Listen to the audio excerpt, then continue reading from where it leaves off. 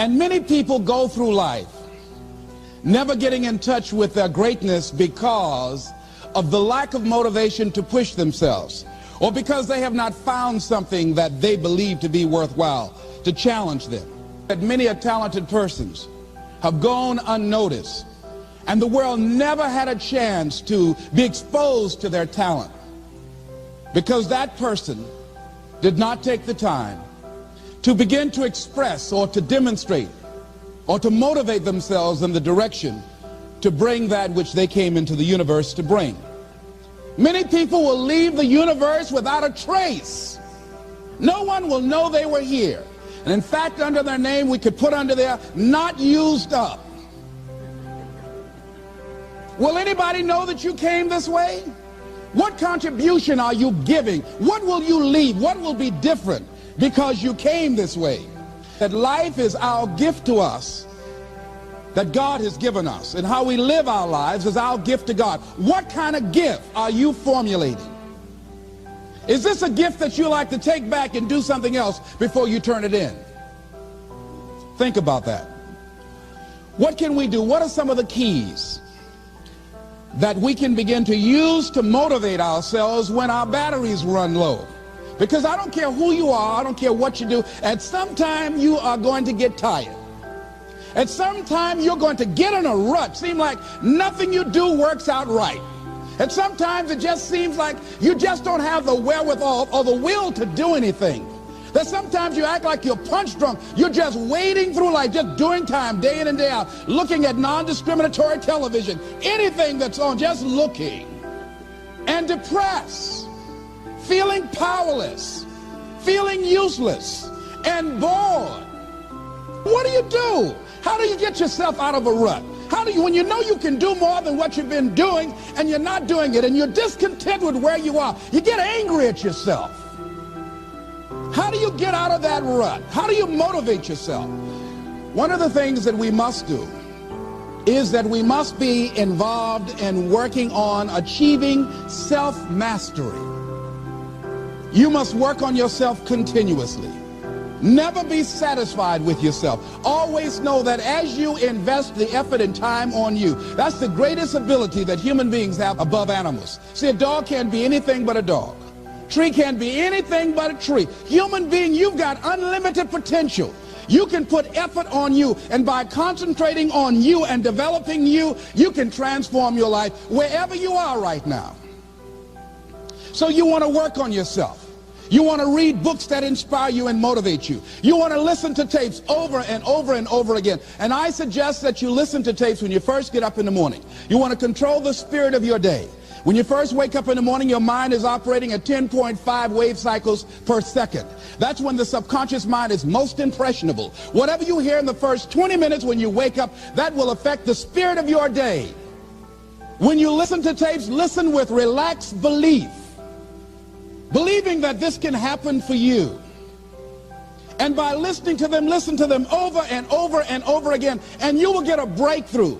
You can listen to the same tape for months, and all of a sudden you hear something you never heard before. It have a special meaning for you. Or read the same book over again, and you find some special insight. You said, I can't believe I didn't see that the first time. So you want to be involved in developing yourself. Most people won't do that. Most people won't take that kind of effort and invest that kind of energy in themselves because they will fall prey to that conversation within. Oh, don't do that. You don't have time. You're too busy. You're too caught up in the rat race. Most people won't do that. Well, they won't take time to go to lectures. They won't take time to go to seminars. They won't take time to go to classes to improve themselves. And as you continue to work on yourself, you will begin to expand your vision of yourself. You begin to work towards self-mastery, and you will begin to see it reflect itself in all the dimensions of your life, your mental life, your physical life, your social life, in your relationships, your monetary life. So concentrate on developing yourself, because if you don't, I guarantee you that you will make a settlement, and most people have, and most of us already have. What kind of settlement have you made with your life? Many of us are making in-life settlement. We're settling for less than what we actually deserve. We don't feel good about it, but we make it work in our minds. We'll come up with some kind of excuse to make it all right. What kind of settlement have you made with your life?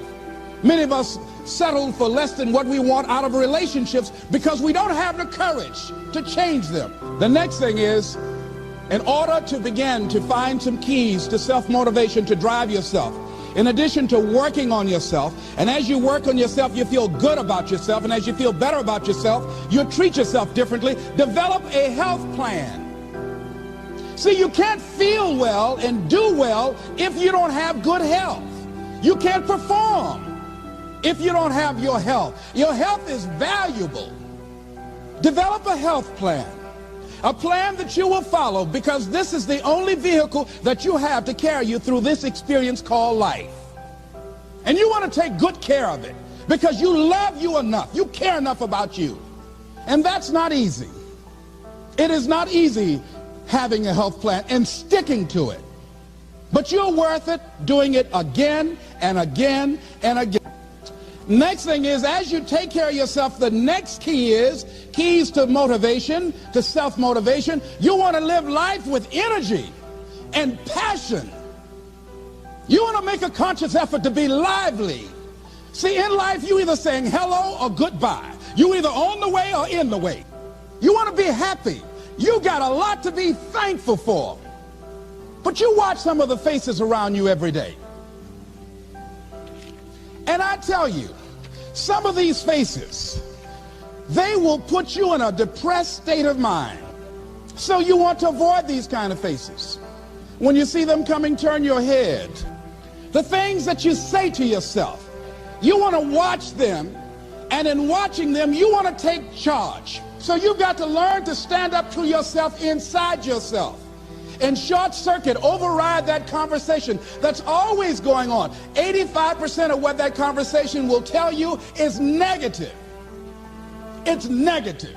It will tell you you're tired when you really are not tired. It will tell you you can't do it. It will fill you with fear. So you've got to watch that conversation. And when you find it going on, you've got to stand up to it and say, I'm going to do this anyhow. I'm afraid, but I'm afraid not to do it. And I'm not going to let you stop me. The biggest challenge that you will have in life is you. There's an old African proverb that says, if there's no enemy within, the enemy outside can do us no harm. The next thing that is a key to self-motivation is that you've got to ask yourself, what do I want out of life? What do you want out of life? What do you want out of a job? What do you want out of a career? What do you want out of a relationship? What do you want? What gives you your life? How will you know when you got it? What will make you happy?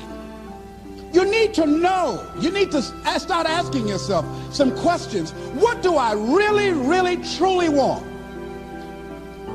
You need to be exact about that. Don't be vague. Oh, I just want to be happy. That's too vague. What will make you happy? How will you know when you got it? Zero in on it. Be exact. Be specific. And as you do that, that will stimulate that superconscious mind, or the reticular activating system of your mind, that will begin to find those things, to identify with it. And once you begin to determine that which you want, take the time to write it down. Don't just think about it. Write it down. That is a subjective process that engages the subconscious mind. Write it down. Once you write it down, read it 3 times a day, morning, noon, and night. Why is that important? Because what it will do, it will cause you to focus. It will cause you to concentrate. When that other conversation is going on telling you what you cannot do, telling you all of the impossibilities and all of the obstacles, your concentrating will begin to create a larger vision within yourself, and you'll start looking for and seeing some new opportunities. You start creating some openings for yourself.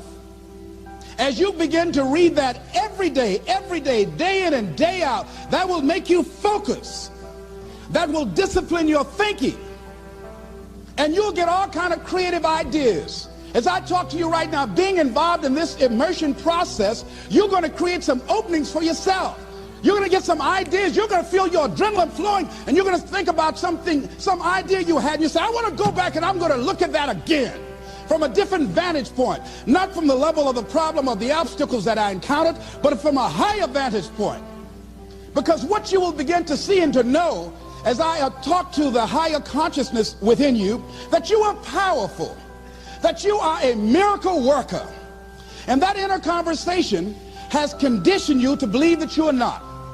And as you begin to discover the truth of who you are, whatever challenge that you're facing in life, and if you're living, you're facing some challenge, you'll begin to know that you're powerful and that you're a miracle maker.